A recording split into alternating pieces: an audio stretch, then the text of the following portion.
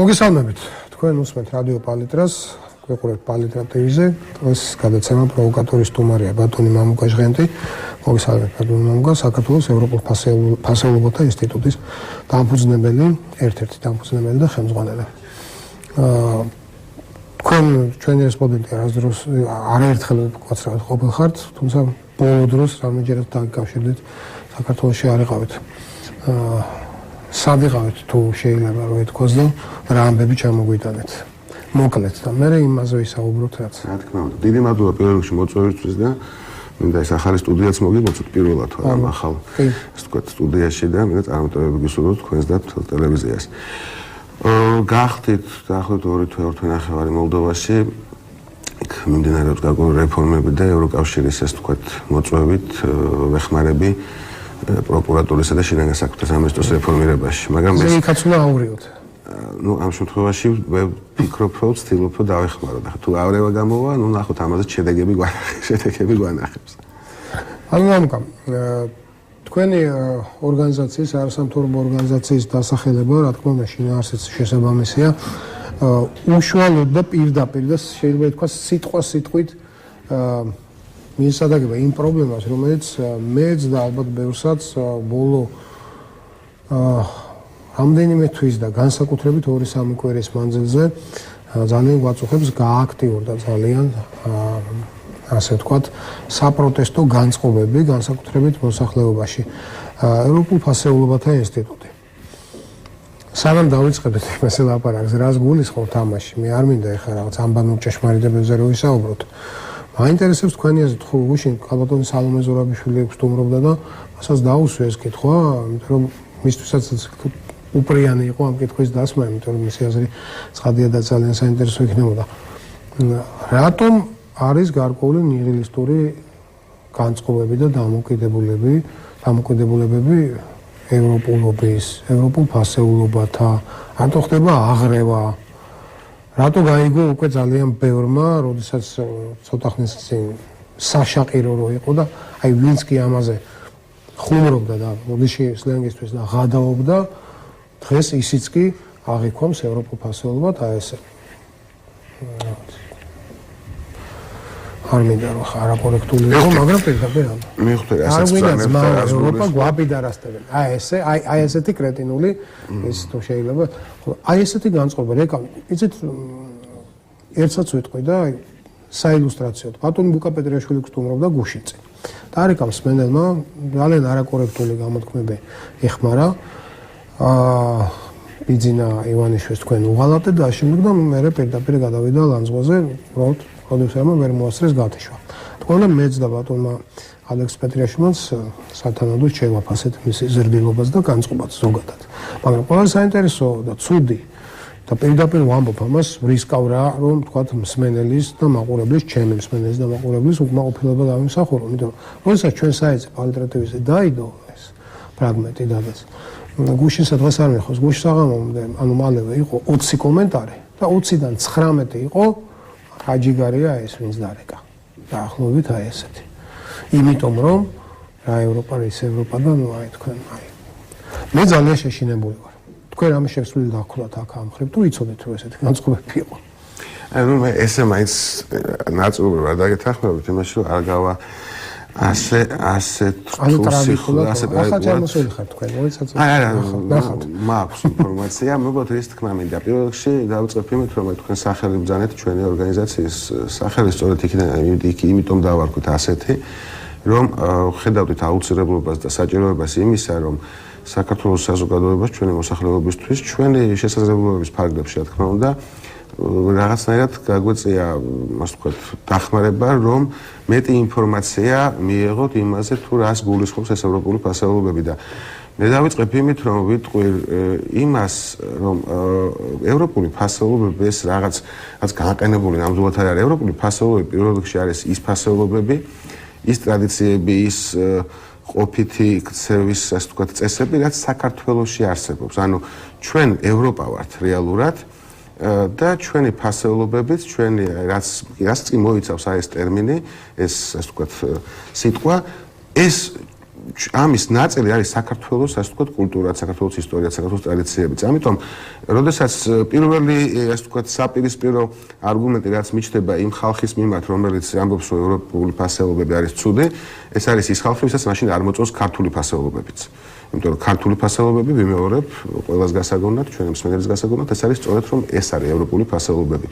და ჩვენ სწორედ იმიტომაც გვინდოდეს იმიტომაც გვინდა და მოსახლეობის უმდიდრეს უმრავლესობას უნდა ევროპაში დაბრუნება, ევროპულ ოჯახში დაბრუნება, რომ პირველ რიგში ის ფასეულობები, რაც საერთო ევროპულია, ერთმანეთს გაუზიაროთ, მოხდეს ამ ფასეულობების იმპორტიც და ექსპორტიც, ანუ აქ მარტო იმპორტზე არ არის, მარტო ის რაც დაუშვათ დასავლეთ ევროპაში არის, ის გადმოვიღოთ და ჩვენთან დავნერგოთ, ამაზე არ არის საუბარი. ევროპა სწორედ იმიტომ არის განსხვავებით საბჭოთა კავშირისგან, განსხვავებით ევრაზიული კავშირისგან და იმ ასე ვთქვათ, ასეთი მე ვიტყოდი ახლა ევრაზიული კავშირი ნეოფაშისტური რაღაც გაერთიანება, ხო, მაგრამ აი ესეთი წარმონაქმნებისგან იმით განსხვავდება, რომ იქ არის თანასწორობა.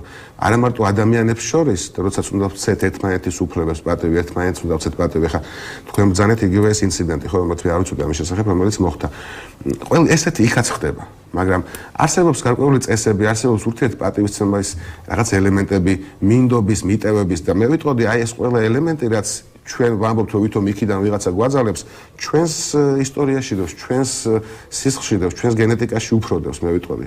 ხა, ჩვენ ბევრად უფრო მობიერები ვიყავით, ოდესაც სხვაგან ინკვიზიცია იყო სიტყვაზე ვიძახი, ხო? ამიტომ აი პირველი რაც კონტრარგუმენტი რაც უპირისპირებ არის, რომ რაღაც განყენებულ ვიღაცის ხვების ფასეულობებზე საუბარს და ამ შემთხვევაში იმ მათზე ქილიქს მე ვიტყოდი არ ურჩევდი ამ ხალხს, იმიტომ რომ პირველ რიგში ისინი საკუთარ თავს ჩვენს ერს და ჩვენს ნაციას აყენებენ დიდ შეურაცხყოფას, ჩვენს სახელმწიფოებრიობას, ჩვენს ისტორიას.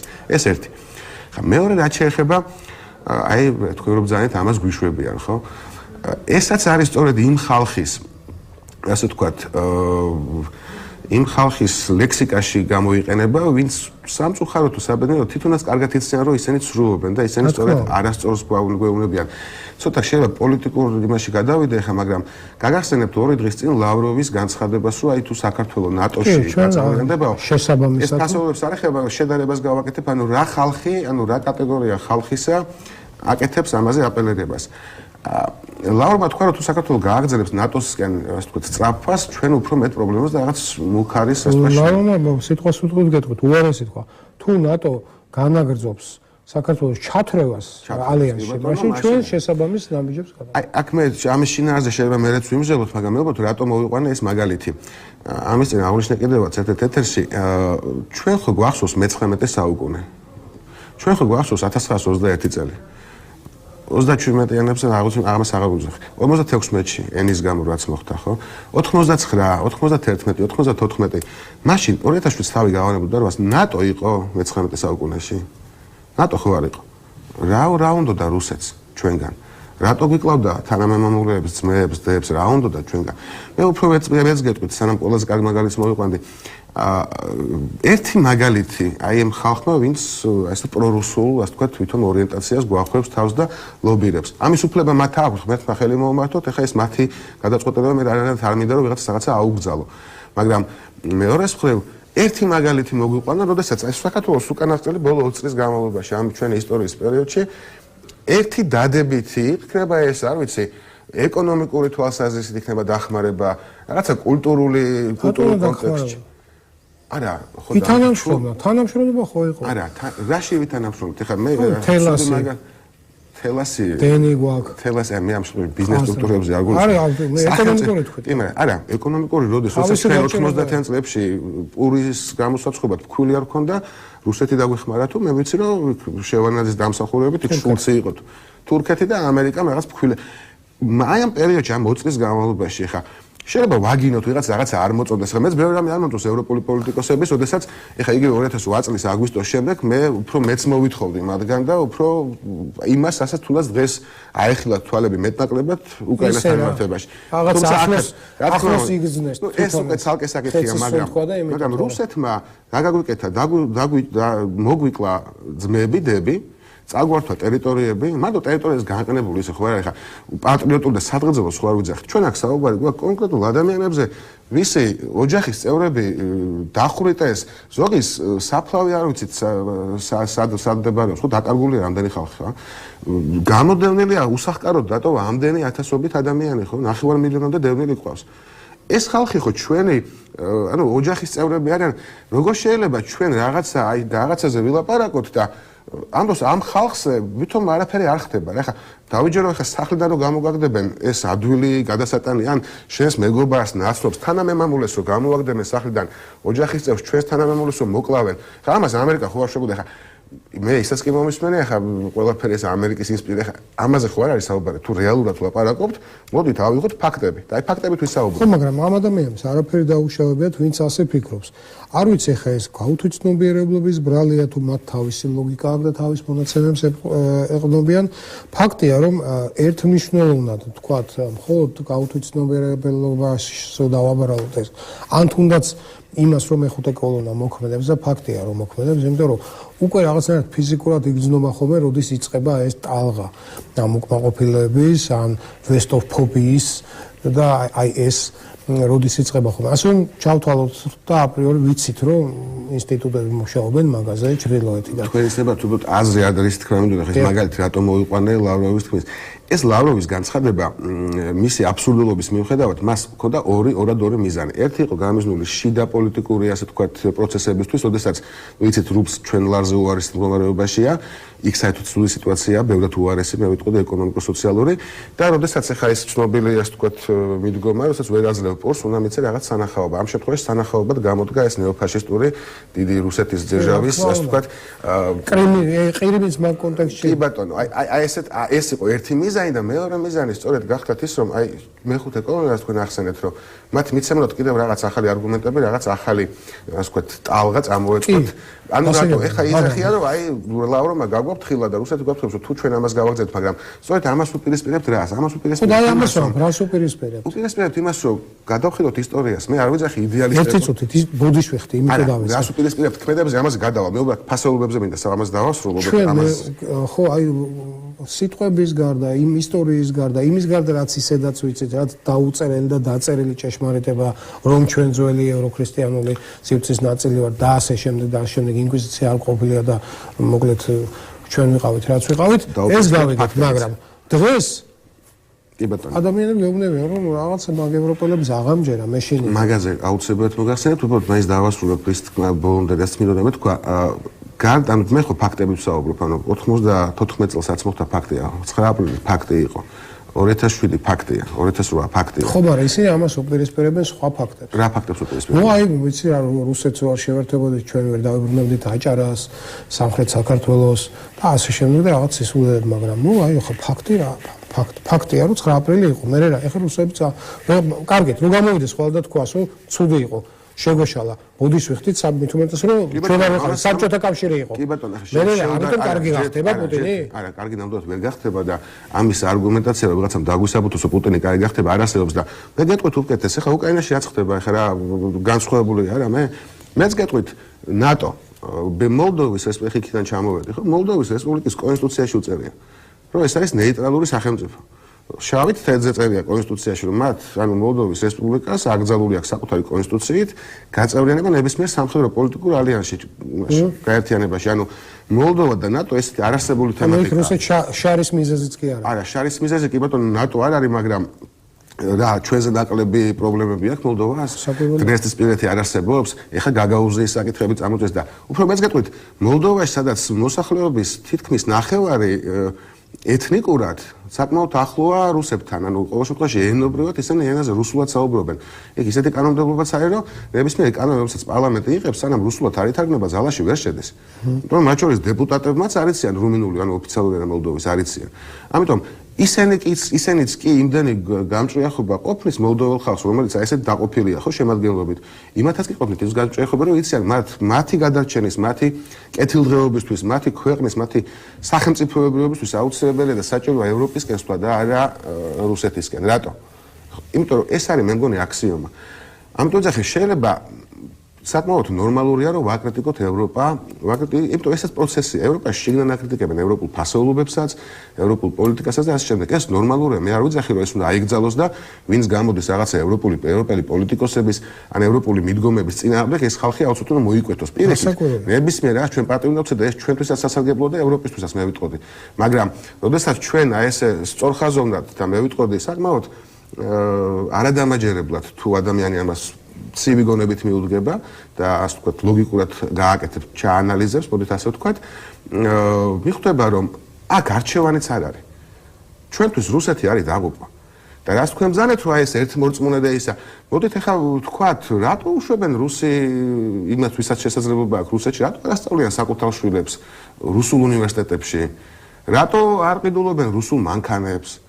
რატო ასე ვთქვათ რატო არ აკეთებს რუსეთი თუნდაც საკუთარი რაც გააჩნიეს კულტურის სტამბოლში იმპორტს კი ბატონო რატო არ მედიან დასასვენებლად არ ვიცი ციმბირში და ასე შემდეგ ხო ბრილიანტები მაინც მოძებნონ ამიტომ იცით რა არის იგივე ეს თქვენ ბრძანეთ აი ეს სიტყვა რომ ვითომ რაღაც ერთსქესიანი რაღაც სხვა სიტყვით ბრძანეთ მაგრამ ეს ხომ რუსეთიდან დამკვიდრებული ტერმინი ეს ხომ რუსეთიდან მოდის ეს არ არის ევროპული ეს საბერძნეთიდან მოდის და ანტიკური ასე თქვა დროიდან მაგრამ რუსეთი ხო ამით მე მგონი ყველაზე თუ გარყვნილება არსებობდა ეს არის რუსული ასე ვთქვათ არის ეს და არ ჯერათ რო ეთქო მე მისაუბრე ეს რუსული კლასიკოსები წაიკითხა დონეზე არ ჯერათ კი არ ჯერათ აი რო უთხრა რომ ჩაიკოვსკი ეგრე ყო არ ჯერათ რა აი არ ჯერათ რუსული კლასიკოსები წაიკითხონ რა წერენ რუსები რუსეთზე ეხა მე ხო არ მithქვია რომ როგორ არის ქართულად უმობრასი ხო კი გასაგებია ნიზმი მაგრამ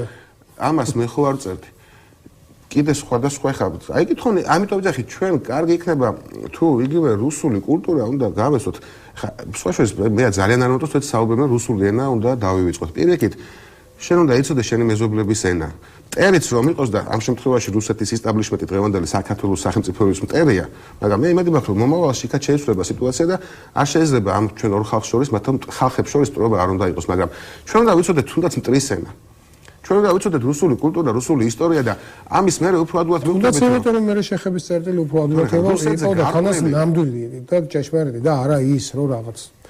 თუმცა ძალიან ძნელია და მე ისე მინდა იმ კითხვას დაუბრუნდე.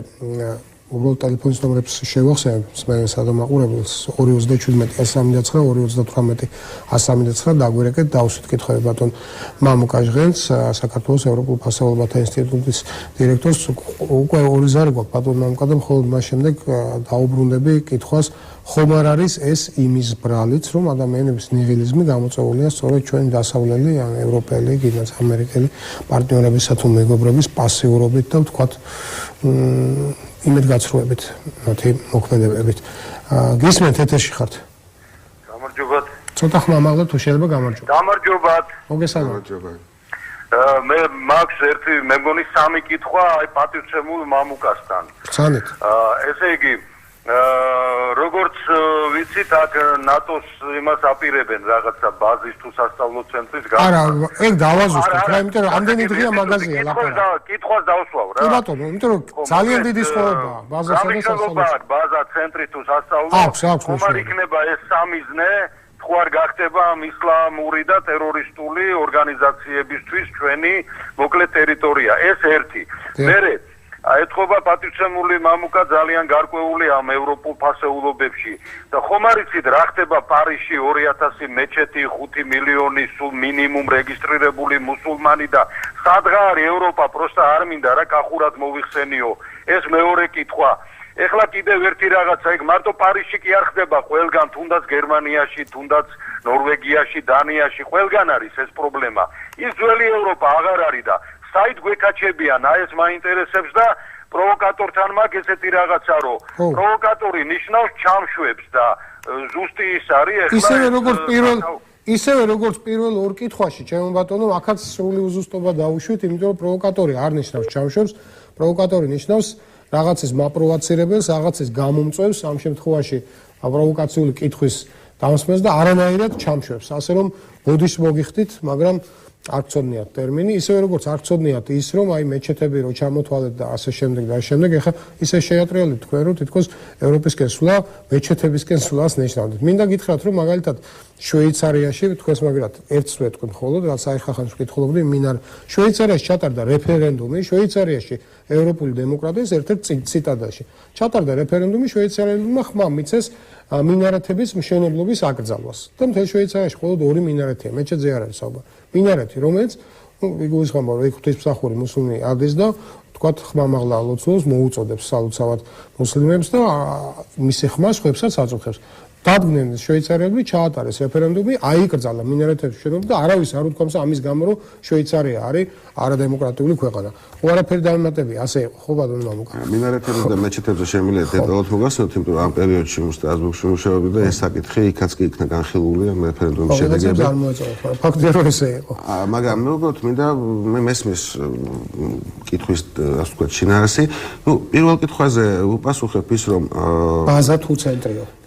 ჯერჯერობით საუბარია ცენტრზე, სასწავლო ცენტრზე, მაგრამ მე დიდი იმედი მაქვს, რომ უახლოეს მომავალში იქნება საუბარი ბაზაზე. და უფრო მეტიც არა თუ ბაზაზე, უახლოეს მომავალში საუბარი იქნება საქართველოს გაწევრიანებას და ამას რაღაც რეალური სახე მიეცემა. პირველ ქართულის მაგას ამბობთ, რამე იცით ის? არა, მე იმედს გამოთქვა, რომ ეს რაც შეიძლება მოკლე პერიოდში მოხდება. მე არ ვიცი, როდის მოხდება, ნამდვილად ახლა თავს ავარიდებ ამ სპეკულირებისგან, მაგრამ ჩვენთვის ნატოში გაწევრიანება მე პირველ რიგში მინდა ისო მოსახლეობას მიმართო და ჩემი პოზიცია, ჩემი შეხედულება, ჩემი მიდგომა ყოველ შემთხვევაში მოვახსენო. ნატოში გაწევრიანება რაღაც იდეა ფიქსი, რომელიც ჩვენი მიზანი არ არის. ნატოში გაწევრიანება არის საშუალება. რა თქმა უნდა. რომ ჩვენ ვერ მოვახერხეთ გეორგიევსკის ტრაქტატის ხელმოწერის დროს, ჩვენ ვერ მოვახერხეთ 1921 წელს, მაშინ ერთა ლიგა იყო, მაგრამ სხვა ფორმატი. ისაც ჩვენ პერიოდულად გვიბრუნდება და მე პერიოდულად მიდის, ხო, რაღაც პერიოდით. ჩვენ შევძოთ ნატოში გაწევრიანებით, შევქმნათ ბერკეტები, შევქმნათ გარანტიები იმისა, რომ საქართველოს თავის საზღვრებში, საერთაშორისო აღიარებულ საზღვრებში იფუნქციონირებს, ჩვენ მოსახლეობას ექნება საშუალება შექმნას კულტურული პროდუქტები, შევქმნათ მატერიალური პროდუქტები, კეთილდღეობა ამაღლდეს, განათლება, ასე ვთქვათ, უფრო მაღალ დონეზე, ანუ ვიყოთ ის რისკენაც მივისწრაფით. ნატო არის ამის საშუალება. ჩვენ თუ ვიღაცა გვეტყვის, რომ ნატოში ან თუნდაც ევროკავშირში ჩვენ რო გავწევრიანდებით, ამით ჩვენი პრობლემები მოიხსნება, ეს არის ნამდვილად ტყუილი და ამიტომ მე არასდროს არ მიკადრებია ჩვენი მოსახლეობის ტყუილის თქმა. ნატოში და ევროკავშირში გაწევრიანება ეს არ არის ბოლო წერტილი, რომელიც მე ჩვენ ვიყოთ, აი ჩვენ ავშენდით, ყველაფერი მოწესრიგებულია. მაგრამ ნატოში და ევროკავშირში ჩვენ თუ არ გავწევრიანდით, პირველ რიგში ნატოში. მაშინ ჩვენ იმ მიზნების მიღწევას, რაც ყოველ ჩვენთაგან აქვს, ჩვენთვის, ჩვენი შვილებისთვის, ჩვენი შვილიშვილებისთვის, ჩვენი სახელმწიფოსთვის, ხო? რაც ყველას გვიყვარს ასე ძალიან. ამას ჩვენ ვერ მივაღწევთ. და ესაც არ არის დაფუძნებული მარტო იმაზე, რომ აი მე პროევროპელი ვარ, ვიღაცა პრორუსი, ხო? ეს არის დაფუძნებული კონკრეტულ ფაქტებზე, კონკრეტულ ისტორიულ გამოცდილებაზე და კონკრეტულ ლოგიკურ უტყუარ მტკიცებულებებზე. ანუ მტკიცებულება პირველ რიგში ეს არის ისტორიული გამოცდილება, ეს არის ჩვენი უახლესი ისტორია და ამიტომ კიდევ ერთხელ გავემეორებ, ერთი ადამიანი თუ დამისახელებს ვინმე, როდესაც რუსეთმა რაღაცა დადებითი გააკეთა, ამის ვალდებულება არ ქონა, როგორც იგივე არა გერმანიას ან საფრანგეთს. ხა თქვენ რა მართლა ვინმეს გონია, რომ შევარდაძენ რადგანაც წვლილი შეიტანა, მოდით ასე ვთქვათ, ბერლინის კედლის ასე ვთქვათ, დაშტაში, აქედან გამომდინარე, გენშერმა და ყველა ასე ვთქვათ, თავი გაიგეს და ამიტომ იყო ეს დახმარება, იქნება ეს მატერიალური, ფინანსური თუ ასე შემდეგ. არა, ბატონებო, ეს უბრალოდ საუბარია იმაზე, რომ ისინი ათვისნობიერებენ, რომ თუ გააქვს სურვილი, ანუ თუ საქართველოს აქვს სურვილი. ეს უბრუნდებით თქვენს თავარ კითხვას. თუმცა მსმენელის კითხვასაც მინდა რომ დავუბრუნდეთ. მან თქვა, რომ ხო არ ექნება ისლამური ტერორიზმის სამი. თქვენ კითხვას გავცემთ თქვენში პასუხს. ჩვენ თუ არ გვინდა, ჩვენ არავინ არ გვავალდებულებს არც ევროკავშირში შესვლას, არც ნატოში შესვლას. გვალდებულებს კი არა. არავინ არ კარებში დგანან და არ გვიშვება. არავინ თუ ჩვენ არ გვინდა ევროპული დახმარება, ევროპული გამოცდილება, ევროპული ფასეულობები იქნება ეს კულტურაში, ეკონომიკაში, განათლებაში, სპორტში თუ ასე შემდეგ. არავინ არავის არ გვავალდებულებს. ჩემი აზრით, ჩვენ უნდა გვინდოდეს ამის გაკეთება, იმიტომ რომ ჩვენ თუ ამას გადავხედავთ პრაგმატულად და მივუდგებით ემოციების და ასე ვთქვათ, რაღაც თუნდაც აი ბოღმის ან სიყვარულის ან ნებისმიერ ემოციებისგან თავისუფალ გამაში მდგომარეობაში. ჩვენ დავინახავთ, რომ ეს არის ერთ-ერთი გამოსავალი. ამას ხედავს რუსეთის დიდი ნაწილიც. ამას ხედავს სხვათა შორის რუსეთის ხელმძღვანელობაც უბრალოდ მაცხოვა გზა არ აქვს, თორე ხა. ვინ დიდი ნაწილია, ცოტა. იცით რა არის ის ნაწილი, რომელიც საკუთარ შვილებს აგზავნიან უცხოეთში. რამდენი რუსეთის მოქალაქეა წასული და უცხოეთში საქმეობს. ეხლა ჩვენ ხომ ვამბობთ, რომ მარტო ქართველები არიან გასულები რუსეთში, საკმაოდ დიდი რაოდენობა რუსული მოსახლეობის, ეთნიკურად რუსები, გასულები არიან რუსეთში, ევროპაში, არა მარტო ევროპაში და ამერიკაში მათ შორის და იქ აგზავნებენ. არ არის ყველა დევნილი. არ არის ყველა რაღაც პოლიტიკურად შევიწროებული, არ არის მათ შორის ბევრი ყველანი რაღაც მარტო ეკონომიკური მიზეზებით გასული. უბრალოდ აუტანელია იმ გარემოში ცხოვრება, რასაც ცხოვრობს რუსეთის დიდი ნაწილი, ხო?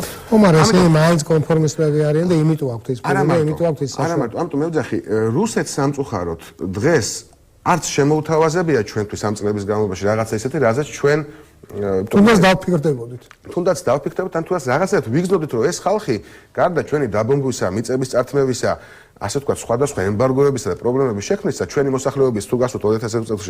ეხლა, კარგი, შეიძლება სააკაშვილი არ უყვარს პუტინს, მაგრამ ეს ჩვენი მოსახლეობა 200,000 ადამიანი რო ჩააჯინეს, რამდენი ადამიანი დაიღუპა სტრასბურგში, ხო იყო საქმე და გადაწყვეტილებას მიიღეს.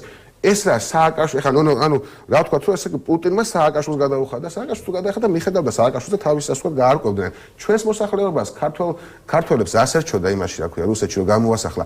ანუ ესეთი მაგალითი იმდენია, რომ ამის უბრალოდ მოყოლაც მე მგონი აზე არა ყველა ჩვენთანგანს გვახსოვს და ჩვენ საკუთარ, ასე ვთქვათ, წყალზე გვაქვს გამოსტილი. და დავუბრუნდებით თქვენ კითხვას. ამიტომ ამაზე მოდით მე მგონი დავასრულოთ საუბარი და უბრალოდ ამას დავასრულებ იმით, რომ ხაზგასასმელი და უმნიშვნელოვანესია, რომ კიდევ ერთხელ გავიმეორდები, თქვიათ ხელ უკვე. ჩვენი ყველაფერი, რაც კი გაგვაჩნია, უკვე ეს არის ევროპა.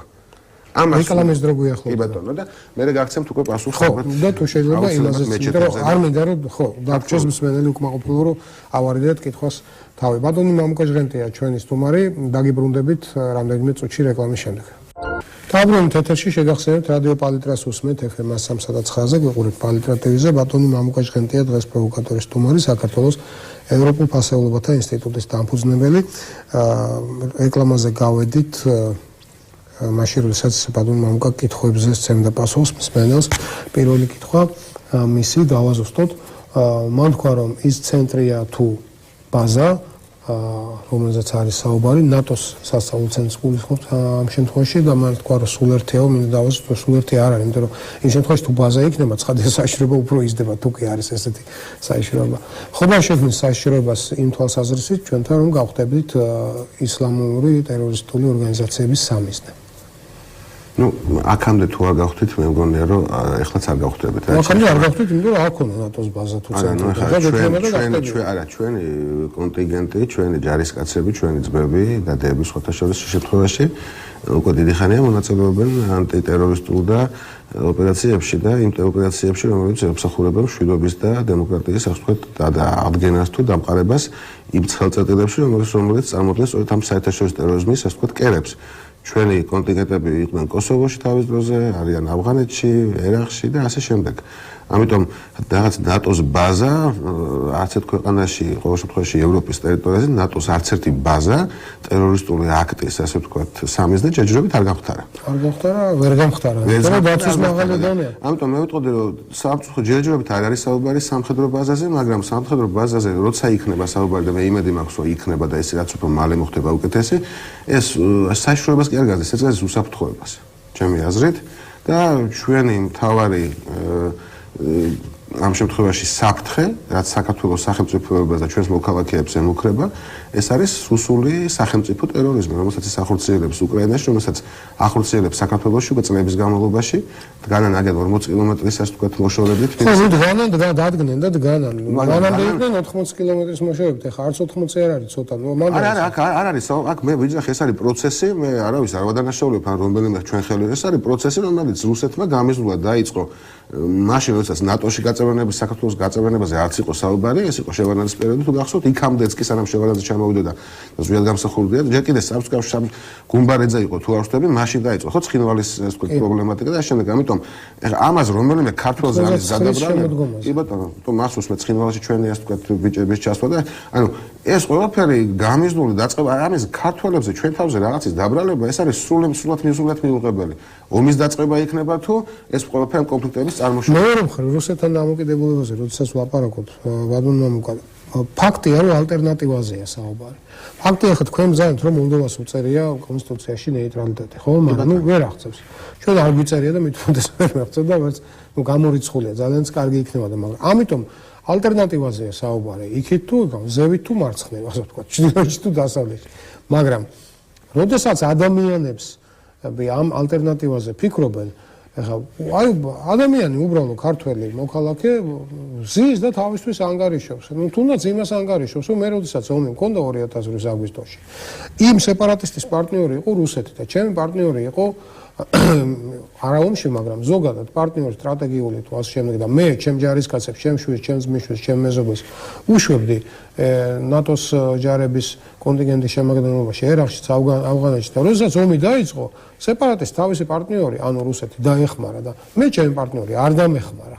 და ის გადაღებული ჩამოიტანა პამპერსები იძახიან და ფაქტია რომ ისე თქვენ თქვით სწორედ იმიტომ რომ მას თავისი პარტნიორი თუ ბრძანებელი თუ ვინც არის დაეხმარა იმიტომ დგას საერთოდ თქვით 40 კილომეტრში სხვა მეტი ხო იქ შანსი არ იყო იმიტომ დგას სწორედ რომ ეს იყო რუსეთი აი ამ ლოგიკას რაღაცნაირად მინდა რომ უფრო გარკვეული დაუპირისპიროთ უფრო ნათელი და კარგად გასაგები თუნდაც უტრირებული შეიძლება. Როდის ვეხდი მე მგონი სმენელი დაგვიბრუნდა თუ შეიძლება და მე განვაგდო. დიახ გისმენთ. ალო, მოგესალმებით. ცოტა ხმამაღლა და სრული სერიოზულობით მინდა ვიკითხო თქვენ სტუმარს. ეხლა გამოსტილი დიპლომატია და ვიცის ყველაფერი.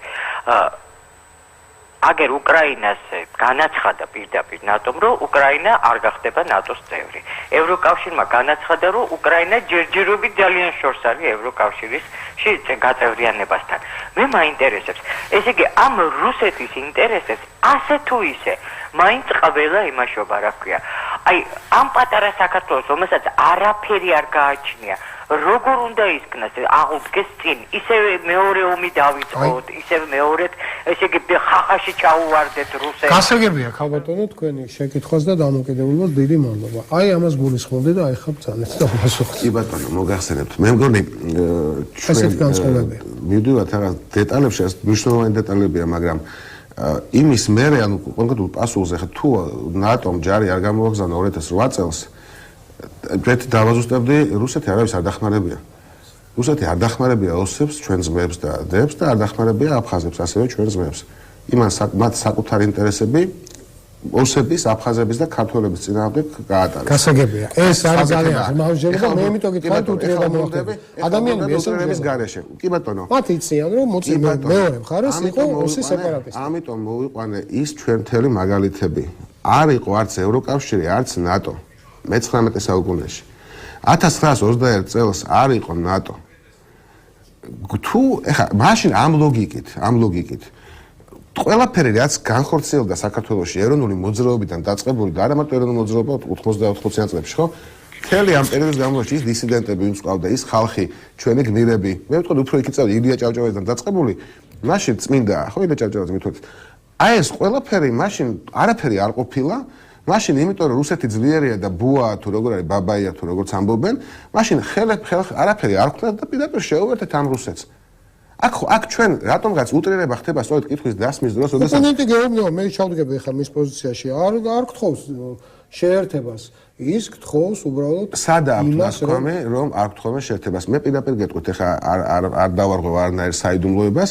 მე მაქვს გამოცდილება მათ შორის საგარეო საქმეთა სამინისტროში რუსებთან ურთიერთობის იყო პერიოდი, როდესაც საქართველოს ხელისუფლება ღიად ეკითხებდა რუსეთს, აი კარგით დაუშვათ ეს შევანაზოსაც იყო და მე ვიტყოდი მერეც. ყველანაირი მოლაპარაკება ხდება, ეს ნორმალური ფორმაა, ხო? დაუშვათ საქართველოს გამოაცხადა ნეიტრალიტეტი, დაუშვათ უარი თქვით ნატოზე. რას გვაძლევს რუსეთი? გვიბრუნებს მოტენიტაცებულ ტერიტორიებს? მე თქვენ დაგარწმუნებთ, რომ არც ერთ რუს პოლიტიკოს, არც ერთ რუს დიპლომატს არც ასეთ საუბრებში, ასე ვთქვათ, საპროფესიო საუბრებში, არც ასე ვთქვათ, ღია ეთერში, ან სადმე მე არც უფრაზე არ დაუფიქსირებია კონკრეტული რას გააკეთებდა რუსეთი. მათ უნდა თუ ჩვენ ვიყოთ ვასალები, მონები, თავი დაუხაროთ ყველაფერს, რასაც ისინი ჩვენს წინააღმდეგ გააკეთებენ და ამას არ ხვპირდებიან, რომ ისინი ხელს არ გვახლებენ და შენარჩუნდება თუნდაც ის რაც დაუშვათ ჩემთვის მიუღებელია, მაგრამ ყოველ შემთხვევაში შეიძლება ობივატელისთვის და ვინც თუ მერკანტილობაზე გადავდივართ მაინც აი ის რომ რაღაც ელემენტარული უფლება-მოვალეობები შეგვჩება, ამასაც არ ხვპირდებიან. და ამიტომ ვიძახი, გავანებოთ კი ბატონო თავი ამ ნატოს და ევროკავშირის სხვა რამე გამოსავალი გვაქვს. ჩვენ პატარა ერი ვართ, ჩვენ არ შეგვიძლია მართლა ხა ებრაელმა შეიძლება შეძლეს და ისრაელმა გააკეთა, მაგრამ ჩვენ არ გვაქვს მე მგონი იმის საშუალება ამ ეტაპზე ყოველ შემთხვევაში ისეთი არმია შევქმნათ, რომელიც საქართველოს ისეთი ეკონომიკა ავაშოთ, რომელიც მოწყვეტილი ამ გლობალურ ასეთ ხო, მაგრამ ევროპასაც ეშინია ამ რუსეთს, აი ადამიანმა დაარეკა. ამიტომ ვიძახი, რუსეთი, ევროპა ჩვენ არაფერს არ გვავალდებულებს, ეს ჩვენი ინტერესი უნდა იყოს, როცა ჩვენთან გამოდივარ და ვიძახით, რომ ეს ცუდი ევროპა და ვინც გამოდის, ხო? არ არის ევროპა ცუდი, იმას არ ჭირდება საქართველოს თუ შენ არ გინდა ევროპაში ყოფნა. მაგრამ გამოსავალი რა არის? აი ამაზე მიპასუხოთ და მე უკვე მესმის ბევრი პრობლემაა, იდეალური არაფერი არ არსებობს, შავი და თეთრად არაფერი არ იყოფა, ოჯახში ვერ გაყოფრო ეს იმას არ მართალი, მაგრამ იმას არ უნდა ხარეთ, მაგრამ აი ხო კითხვას. ლავრონმა რა თქვა? ჩათრევას თუ გააგრძელებს. ხო, ეხლა ამიტომ არავინ ჩვენ არ გვიტევს, ჩვენ თუ არ გვინდა, ყველა ხელს დაიბანს, ჩვენ თუ ვიძახეთ რომ რუსეთთან ჩვენ ვალაგებ სიტუაციას არ მოიკლავს ჩვენ გულისთვის არავინ თავს. მაგრამ მე გისვავთ კითხვას, ერთი მაგალითი მომიყვანეთ, ამიტომ ვიძახი, თუნდაც ისტორიის განმავლობაში, გეორგიევსკის სტატუა წერეთ, თავი გავანებოთ, ეხლა ბევრი ესე ფიქრობს, ბევრი ასე. უახლოეს ისტორია ავიღოთ თუნდაც ერთადერთი აი მას აღარ ამოვიღებ, მაგრამ მოვიფიქრებ რუსეთ საქართველოს ხელშეკრულებაში 1920 წლის 7 მაისს სწორედ ნეიტრალიტეტის ჩაწერამ დაგუპა მაშინ და იმის დაპირებამ რომ ჩვენ აქ უცხო ქვეყნის ჯარს არ გავაჭაჭანებ. რა უნდა გავაკეთოთ? თავი გავანებოთ თუ ევროპას. არ გვინდა არც ამერიკა, არც ნატო, რა გვინდა აბა? რუსეთში გვინდა ერთად გუბერნიათ ვიქცეთ? რატო დაიღვარ ამ სისხლი? ეხლა მე მაგათად ისაც მესმის, ეხლა ბევრი ადამიანი გამოდის და ჩვენ 9 აპრილს ხალხი დაგვეხოცა, ხო, რა გვიხოცა რუსეთმა. ჩვენ სისხლით მოვიპოვეთ ჩვენი ეს დამოუკიდებლობა. როდესაც შუა აზიის რესპუბლიკებმა იქაც იყო რაღაც პრობლემები, რა თქმა უნდა, მაგრამ ფაქტობრივად ბალტიისპირა რესპუბლიკები და საქართველო იყო წინა ფრონტზე, რომელიც აი სისხლით ამ იმ სრული პასუხისგებლობით შემიძლია თქვა, რომ გაცილებით წინ იყო ამ ფრონტზე საქართველო, ვიდრე ბალტიისპირეთის ქვეყნები. მაგრამ ბელორუსმა მაგათად უსისხლოდ მოიპოვა, ისაც დღეს გააჩნია. უსისხლოდ, მაგრამ ჩვენ ხო მეორე ჩვენ ხო ვამაყობთ იმით, ხო, ჩვენ ხო ეს გვახსოვს რაც მოხდა. ამაზეა საუბარი, თორე ჩვენ რო ხმა არ ამაგობთ 9 აპრილი არ მოხდა, იყო საბსკოში მაინც დაიშლებოდა. თუმცა ცოტა გვიან შეიძლება ცოტა ამას სხვა საკითხებში გადავდივართ, მაგრამ ეს გვინდოდა ჩვენ რა თქმა უნდა ხა თუ იმის განშოტა შეგვიძლია და ნაკლები სისხლი დაიღურება და ჩვენ რაც უფრო კომფორტულად ვიგრძნობ თავს, ეს რა თქმა უნდა კარგია, მაგრამ ვიმეორებ ჩვენ თუ ჩვენ თავს არ უშველეთ და ერთადერთი საშველი ამ არაიდეალურ, ასე ვთქვათ, გარემოში, არაიდეალურ მსოფლიოში. დღეს ჩვენს წინაშე არის ეს არის ევროპა და ნატო. სხვა გამოსავალი სამწუხაროდ არ არის და რუსეთი კიდევ ერთხელ ვიძახი. რუსეთის საკმაოდ სერიოზული პარტნიორია ბელორუსი. რატოა დღეს ბატონი ლუკაშენკოს ასეთი უკმაყოფილო რუსეთთან, რუსეთის მიმართ? ერთი პარტნიორი მითხარით, რომელიც რეალურად პარტნიორად აღიქვამს რუსეთის ფედერაცია. ხო არის, არა თუ ევრაზიულ კავშირშია, რუსეთს ბელორუსს გააჩნია რუსეთ-ბელორუსის კავშირი, ხო? რატოა ბელორუსის მოსახლეობა ასეთი უკმაყოფილო? ამიტომ აი ჩამოვა ახლა აპრილში. ბატკო ჩამოვა თბილისში და კითხავთ. ყაზახეთი ავიღოთ. უზბეკეთი ავიღოთ, ყველა მის მეზობელს პრობლემები აქვს. ისინი ხო არ შედიან არც ნატოში, არც ევროკავშირში, ხო საუბარი არ არის ამაზე საერთოდ. ამასაც გეტყვით, მე რაღაც ისტორიკოსებმაც კი ვერ მითხეს, რომელიმე მეც რაღაცები წამიკითხავს თვლი და ისტორიკოსებმაც კი ვერ მითხეს, არ მხოლოდ პოზიტივი. ხელშეკრულება რომელიმე სერიოზული რუსეთისა ბოლო 300 წლის მანძილზე რომელიც შეასრულა რომელიც არ დაარღვია სრულიად უტიფრად და უნამოსოდ. თორე მე ბოდა თქვენის დებათით ვიტყვი და მათ აი ქალბატონსაც უპასუხებ. ღმერთმა დაგვიფაროს რაღაცა ფობიებისგან. ნამდვილად არ ვარ და არ მიყვარს ის ხალხი, ვინც აი თუნდაც რუსოფობები, აქ რუსოფობიაზე არ არის. და 1000-ჯერ მეთქვია, კიდე გავემეორებ, რომ უდიდეს პატივს ვცემ რუსულ კულტურასაც, ხელოვნებასაც და ისტორიასაც. მაგრამ ეს ხელოვნება, ეს კულტურა და ეს ისტორია ჩვენ გვასწავლის იმას, რომ გვაძლევს საშუალებას გავიგოთ რა არის რეალურად რუსეთი. და მით უმეტეს ამას ემატება ის, რომ საკმაოდ დიდი ინფორმაციაა 21 საუკუნეა საშუალებები საინფორმაციო საკუთრად განვითარებულია და საკმაოდ დიდად კარგად მიგვიწვდება ხელი იმ ინფორმაციაზე, რომელიც საშუალებას მოგცემს გავიგოთ თუ რა არის დღევანდელი რუსეთის ხელისუფლება. რაზე ეს ყველაფერი დაფუძნებული, რა მიზნები ამოძრავებს და ამის მერე ვიმეორებ დემოკრატიაზეა ნათქვამი ჩერჩილსა თუ არ ვხვდები რომ ეს არ არის იდეალური, მაგრამ არის საუკეთესო რაც კი დღეს არსებობს. ხარვეზები ყველგან არის, არ არსებობს კიდევ უფრო გამეორდები, ოჯახშიც კი არ შეიძლება ვიღაცა იყოს მარტომტუარი, ვიღაცა მართალი. შავი და თეთრი საკმაოდ რთული ასე ვთქვათ ცნებაა და ამ ასე ვთქვათ ამის არც ფილოსოფოსი ვარ, არც ფსიქოლოგი ამ შემთხვევაში. ხო, აი ძალიან უნდა ავირჩიოთ უკეთესო, ანუ უარეს ფილოსოფოსებისაც და სხვებისაც საკამათო თემა. მე მაგალითად ვერ გეთანხმებით. მე ვთვლი რომ აბსოლუტურ უმრავლესობაში ძალიან მცირე გამონაკლისის გარდა, რომელიც ადასტურებს რომ ეს წესია, ვთვლი რომ კამათის ჩხუბის თუ რაღაც დაპირისპირების დროს ორი მხარესა როგორც წესი ერთი მართალია, მეორე მტყუარი. აი ხა მე ვთვლი რომ აბსოლუტურ ჭეშმარიტებაზე და ჩვენ მართლები ვარ და რუსები მტყუარი, მაგ მომკალი და ასე. მაგრამ აი უბრალოდ დავამატებ, მაგრამ აქ ის არ უნდა გამოვრიცხოთ, რომ ჩვენ შეისაძლებელია რაღაცა ეტაპებზე რაღაცა შესწომები დაგვაშვას.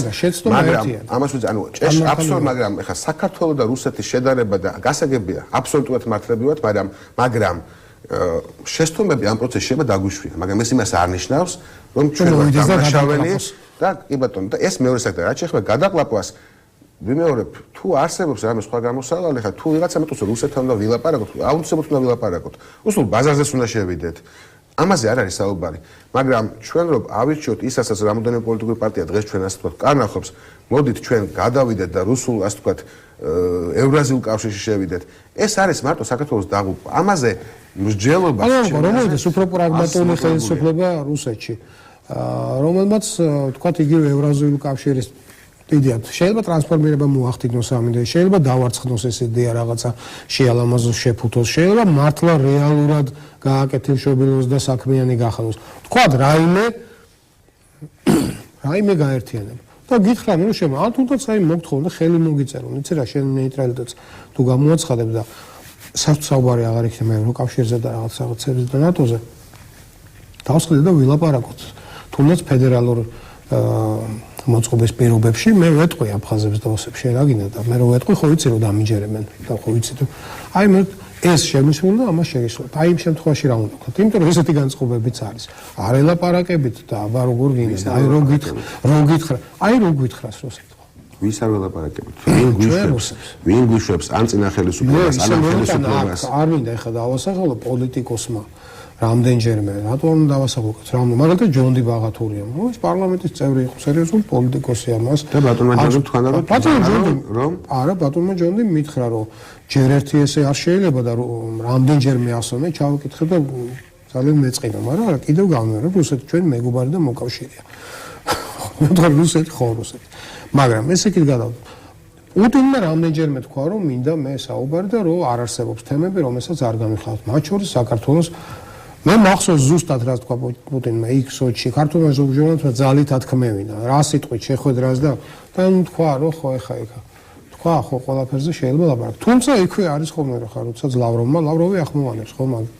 ლავროვმა თქვა რომ ყველაფერზე ვისაუბროთ, მაგრამ წითელი ხაზი არის სამხრეთ ოსეთისა და აფხაზეთის დამოუკიდებლობა. ამის ეგეთ რაზეც გინდათ ვილაპარაკო და საკმაოდ ადამიანები მესმის ვიმეორებ ყველა ხელისუფლება ელაპარაკებოდა და ელაპარაკება რუსეთს. ანუ ისო ჩვენ საერთოდ დიალოგი არ ქონოდა ეს თემა არ ყოფილა არც ლაპარაკის საშუალებაც ნაკლებია, საელჩოები აღარ არის? არა, საელჩოები ამ შემთხვევაში არის შვეიცარიული საელჩოები მოსკოვში, თბილისში, რომელიც ამ ელემენტარულ ასე ვთქვათ კომუნიკაციას უზრუნველყოფენ.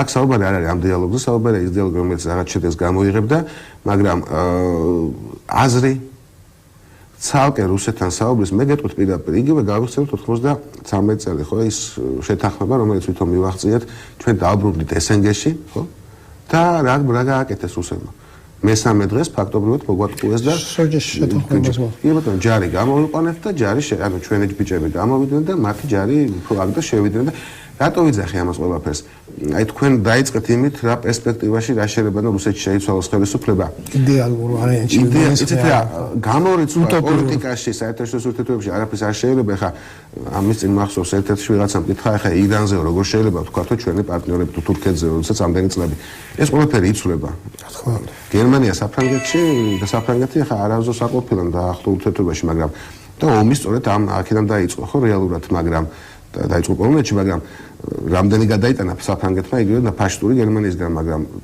ევროკავშირი სწორედ დაიწყო რაინის მიღმა ეს სტრასბურგს და კელს შორის ასე ვთქვათ გაერთიანებით და იქ ფაქტიურად უკვე მაშინ რაღაც საზღვრების მოსპობის ასე ვთქვათ გაუქმების თუ გაიოლების ანუ შერიგებით მიტევებით ისაც ჩვენ აუცილებლად აღჭირდება ჩვენს აფხაზ და რუს ძმებთან მაგრამ ეს კიდე მეორე თემაა თავარი რაშია ჩემი გადმოსახედიდან ჩემი შეფასებით რუსეთი, აი მეორე რუსეთი არსებობს და რაღაცა ხელცინიც იყო ხო რუსეთის ხელისუფლებაში, სანამ პუტინი მოვიდოდა. მე მაინც მგონია რომ რაღაც ასეთ იმედებზე და ასეთ თქვათ ილუზიებზე რომ რუსეთში მეორე რუსეთი არსებობს, რომელიც გამოსწორდება და ქართულ ხალხს შეიყვარებს და მართლა ჩვენს ინტერესებს დააყენებს მათ იმპერიალისტურ ასე თქვათ ზრახვებზე და ინტერესებზე, მაღლა მე ამის არ მჯერა. ამიტომ ვიმეორებ როგორც ცხოვრებაში ყველა ადამიანმა, ესევე ყველა სახელმწიფომ ყველაფერი უნდა გააკეთოს საკუთარ თავს მიხედოს. თუ კი არსებობს პოზიცია, რომ ჩვენი გადარჩენა არის რუსეთთან, რუსეთის ვასალობაში, ჩემთვის ეს მიდგომა არის აბსოლუტურად მიუღებელი. ვიმეორებ იმის იმ დათქმით, რომ რუსეთთან პარტნიორობა გამორიცხულია.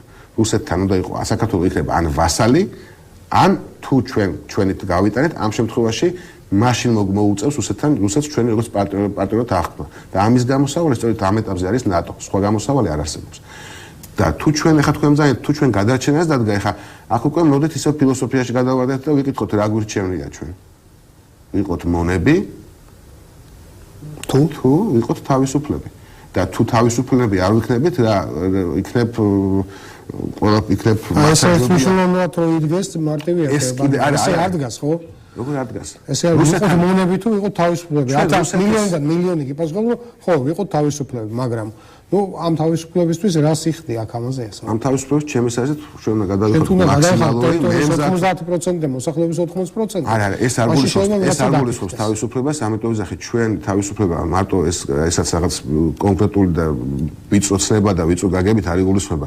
თავისუფლება გულისხმობს და სახელმწიფოებრიობა გულისხმობს, ისო ჩვენ გაგვაჩნია ჩვენი ტერიტორიები და ჩვენია და ჩვენ გვეკუთვნის და ჩვენი მოსახლეობა არის თავისუფალი, ჩვენი საგარეო და საშინაო პოლიტიკა არის თავისუფალი ესეთი მარწუხებისგან, ჩვენ განვაგებთ ჩვენს ბეზს და ეს არის ანუ რა არის სახელმწიფო, ხო? აი ჩვენ თუ ვიქნებით სახელმწიფო, მისი სტანდარტული კლასიკური გაგებით, ეს არის თავისუფლება. მაგრამ თუ ჩვენ უნდა მოგვიწევს სიტყვაზე ბრძოლა თუ თავდადება, ჩემს არის ამაში დასაზრახი არაფერი არ არის. მე არ მინდა ვიყო მონა და მედოს რაღაც სკანდალები და ვაკეთებდა იმას, რასაც ვიღაცა მოსკოვიდან, ისაც ხდებოდა 70 წლის განმავლობაში საბჭოთა დროს, ისაც ხდებოდა რუსეთის იმპერიის დროს. რატო ვაღებობთ ჩვენ ეს ხალხი, ჩვენი გმირები, რატო არიან ისინი, ვინც საქართველოს დამოუკიდებლობის იბრძვიან და სიზღვრივდნენ. ანუ იმათ ჩვენ ხას უსვათ და ჯღეს ჩვენ იცით რა რაღაცა გაუთვითცნობიერებლობის მომენტიც ალბათ არის იცით აი ისე ვარ ხო იცით აი იგავარაკი ცნობილი ეს ვირი და რაღაც საპანდეს მარილს რო აკიდებენ და ვირიც კი ხვდება რომ რაღაც შეცდომა არ უნდა ჩვენ გაუთვითცნობიერებლობა მაგალითად ის გეორგიევსკის ტრაქტატი რო აღარ მუშაობდა და ის რო დაირღვა და იმიტომ მოხდა სწორედ ტრაქტატის დარღვევით 1801 წელს ეს ძალიან ბევრმა ისეთ არგუმენტს მოიყვანენ. ანუ მე ისევ იმას ვუბრუნდები, რომ რუსეთს არასოდეს არ შეუსრულებია ეს ხაშექულება. რუსეთმა 1893 წელს გეორგიევსკის ტრაქტატი დაგვახია თავზე, ჯერ კიდევ 95-ში, როდესაც აქ აღამაყმადღანი შემოვიდა, გადმოგვიარა და თითი არ გაუნძრავია, აგერ იდნენ 80 კილომეტრში თუ 100-ში მაშინ. ხო? და შესაბამისად მერე მერეც ყოველთვის ასე იყო იგივე 21 წელს და იმ 3 წელს განმავლობაში კიდე 3 სხვადასხვა ჩვენმა ორჯერ ომი მოუგეს რუსეთს. მეტანოზერ და ესეც ბევრმა არ იცის. აი იმ რაღაცნაირად იქნება არასამთავრობოები ყველა რო რაღაცებს თქვენს გრანტებზე ხართ ხო? თქვენც ის გრანტი ჭამე არასამთავრობო ხართ? მე ვერ შემიძლია რომ ჩვენ ასე ვთქვათ გრანტი ჭამე იქნება რაღაცნაირად არის ან განათლების პროგრამაში სადღაც შევიდესო ადამიანებმა იცოდნენ რეალურად რა როგორ ხდებოდა. იმიტომ რომ მე მათ გულწრფელობაში არ მეპარება ბატონმა მუკა ეჭვი. ეს ადამიანები ყველანი გამოდიან საქართველოს და ქართული ინტერესებიდან და მათ გული შეთქივა თან ქვეყანაზე უბრალოდ რასაც ხედავენ არის ეს რომ გეუბნება ეს რუსეთი დაანება იმას თავი და ყველაფერს და აი ესე არის აღქმული და ეს ადამიანები მე უბრალოდ მათ მდგომარეობაში შევდივარ იმიტომ რომ მათ გულწრფელად გონიათ რომ მართალი და მართლები არიან შეიძლება მოვასწროთ მსმენელი მსმენელი ალო დიახ გისმენთ ხო აი რა უნდა გითხრათ იცით რაც არ უნდა მოხდეს ახლა რუსეთი არასდროს არ მენდომება მართლა რა რაც არის არასდროს უცხოურია ერთი წუთი თავის სამეზობლოში არავისთან ნორმალურად მაგრამ აქ პრობლემა რა არის იცით აი ჩემ თავზე გეტყვით რომ 3 უარი მაქვს ევროპის ვიზაზე ჯერ 8 წლის წინ სტუდენტობის დროს მინდოდა წასვლა უარი მტკიცეს 4 პასპორტი მაქვს მარტო გამოცვლილი 3 უარი რატო უნდა მიჯდებოდეს 2000 евро რომ წავიდე და ვნახო რა ნუ ვიზის გადასახად ხო და აი ეს სიტუაცია ზდის მე უკმაყოფილებას ძალიან დიდი მადლობა ცოტა გვაქვს დრო და უბრალოდ არ გაწყვეტინებთ იმიტომ რომ საინტერესო არაფერს ამოთ პირიქით მოდით ამით დავასრულოთ აი ძალიან კარგი კითხვა და ძალიან კარგი მაგალითი ადამიანმა ფაქტი მოიყვანა ეს სრულიად უკვე ტრივიალური მაგრამ ფართოდ გავრცელებული არ უნდა ვარ ძმაო იმ ევროპას ვიზასაც კი არ მაქვს სულ ჩავიდე და ლუვრი ვნახო ხო და